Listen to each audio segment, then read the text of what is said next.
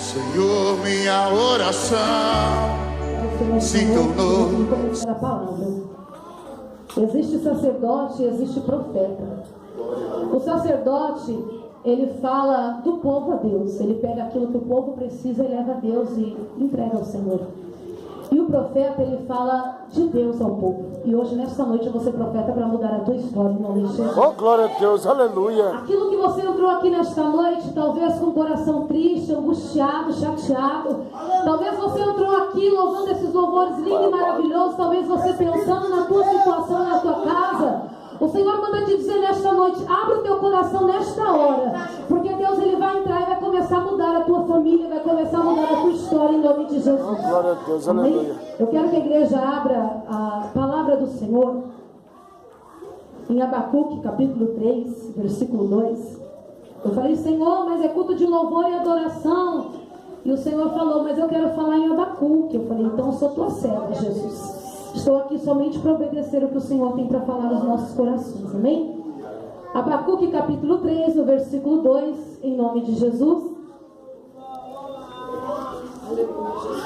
O Senhor está falando aqui neste lugar e eu posso contemplar a presença dele aqui. Não se limite no teu glória a Deus, no teu aleluia, porque cada glória que sobe é uma unção do Senhor que desce sobre a tua vida em nome de Jesus. Aqui, fui para casa e falei, Jesus, mas eu não vou ter nenhum culto para saber o que eu vou pregar, para ensaiar antes, para já preparar a mensagem.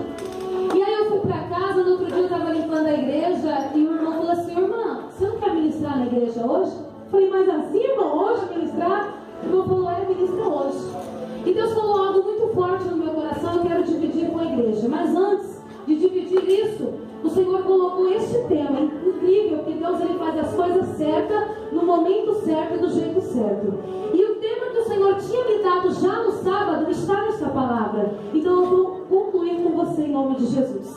Eu estava meditando sobre o avivamento e eu comecei a entender, Senhor, o que é o avivamento? O avivamento é levar vida aonde havia morte. O avivamento é reviver quem estava adormecido. É tornar a trazer a vida. Quando uma pessoa ela tem um ataque fulminante que vai começar as compressões, nós estamos tentando reviver, não é verdade? Estamos tentando trazer ela à vida. O avivamento nada mais é do que trazer a vida, a esperança daquilo que o Senhor ele tem para as nossas vidas. E aí eu fiquei pensando, Senhor, o que é ser uma pessoa avivada? O que é ter o avivamento dentro de mim? O que é isso? E o Senhor falou que existem algumas características da pessoa avivada. Existem algumas características. E dentro deste texto que nós acabamos de ler, nós vamos compreender. A primeira característica que eu vejo da pessoa avivada é a oração. Logo no início ele fala, ouvi, Senhor.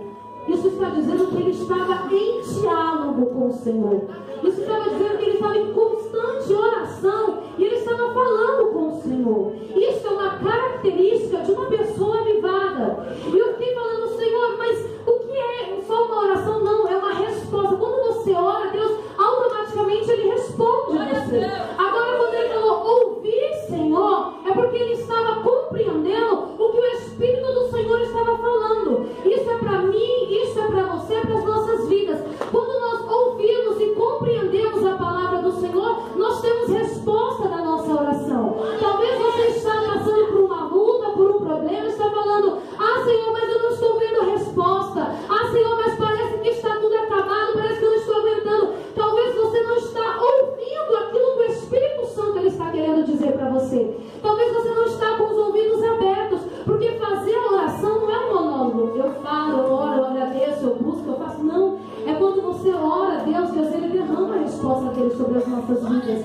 Ele fala comigo e ele fala com você. Nós temos que estar atentos, porque ser avivado é ter oração dentro de mim. Como que nós vamos ministrar uma palavra, tocar um louvor, ensaiar alguma coisa se nós não orarmos a Deus? Se nós não acordarmos pela manhã e adorar ao Senhor? Como que nós vamos querer ter um dia vitorioso se nós não adorarmos ao Senhor e fazer uma oração a Ele? Senhor, eu te entrego tudo. Como? É impossível se nós não entregarmos o nosso coração primeiramente a Deus, porque nós sabemos que há uma resposta. A oração, quem crente, olha palavra, ele tem um relacionamento com Deus.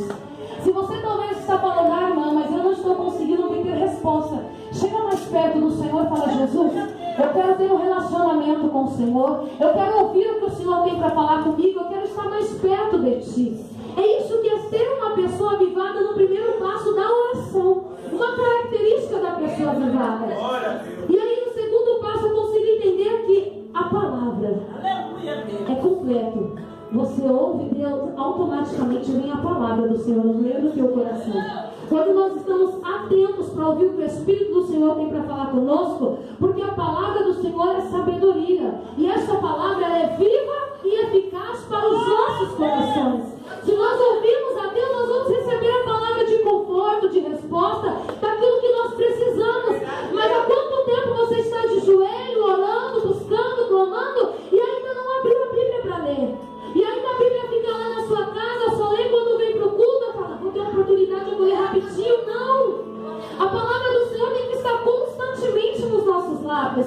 Tem que estar constantemente. Aí a mesma boca que amaldiçoa é a mesma que quer profetizar. Aí nós para Deus avivar a obra dele no meio dos anos. É o que acontece com o avivamento da igreja. Por que sempre tem que ter culto de avivamento? Por que tem que estar sempre avivado? Porque o crente não sabe quando vem o tempo de chorar. O crente não sabe esperar quando vem o tempo de lançar as pedras. O crente não sabe esperar quando vem o tempo de estar calado. O crente fica muito irritado. Sabe por quê? Porque existem dois tempos. Vou começar a falar agora do amor de Deus. Existem dois tempos. Existe o tempo de Deus e existe o tempo do homem. O tempo de Deus, ele é o tempo kairos, é o tempo sem medida, é o tempo certo, é o tempo na hora certa, é o tempo ajustado, é o tempo que não pode ser adiado, é o tempo oportuno e é o tempo único, é o tempo de Deus. Agora o tempo do homem é o tempo cronos, que é o tempo exatamente que diz de cronômetro, dias, horas, tempos, anos, tudo que nós podemos imaginar, tempo de homem pedido por nós, esse é o tempo do homem. E eu comecei a imaginar com o Senhor, por que tudo isso? Porque antes da criação do mundo não existia nada além do nosso Deus Criador. E o Senhor começou a ministrar no meu coração, quando Ele começou a criar as coisas, Ele começou a criar cada coisa no seu tempo. Para Deus não existe hora, não existe dia, não existe momento, porque diz lá em 2 Pedro 3:8 que há 1000 anos para Deus, para nós é 1000 dias. 2 Pedro capítulo 3, no versículo 2, em nome de Jesus, eu quero ler com a igreja, para não falar errado, em nome de Jesus. 2 Pedro capítulo 3, louvado e engrandecido seja o nome do Senhor. Oh, glória a Deus, meu Pai, aleluia. 2 Pedro capítulo 3, no versículo 8, diz assim: mas amados, não ignoreis uma coisa aqui. Um dia para o Senhor é como 1000 anos, e 1000 anos para o Senhor é como um dia. Então o tempo do Senhor existe somente um dia e noite, somente isso. Para nós não, para nós podermos ver as coisas, viver neste tempo, foi criado todos esses tempos que eu falei para você. E quando que o Senhor quer começar a avivar a obra do Senhor? É hoje, é agora. Porque para o Senhor é hoje, é à noite. Deus ele vai começar a avivar na tua casa. Sabe aquele problema que você está passando na tua vida? O tempo oportuno do Senhor vai começar a chegar na tua vida. Sabe aquilo que você está chorando? Ah, Senhor, mas faz 1000 anos que eu estou chorando, que eu não aguento mais essa situação. O tempo oportuno do Senhor vai começar a chegar na tua vida. Aquilo que os olhos não viram, que não ouviram, mas o Senhor vai começar a fazer na tua história em nome de Jesus. Às vezes nós ficamos preocupados, mas Jesus, já faz tantos anos, para Deus não tem anos, tem um momento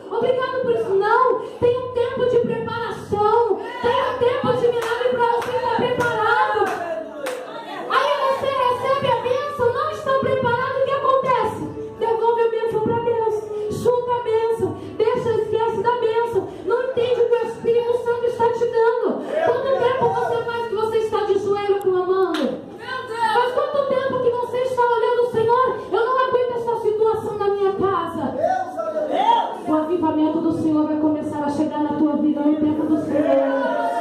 O avivamento do Senhor vai começar a chegar na tua casa, na tua família.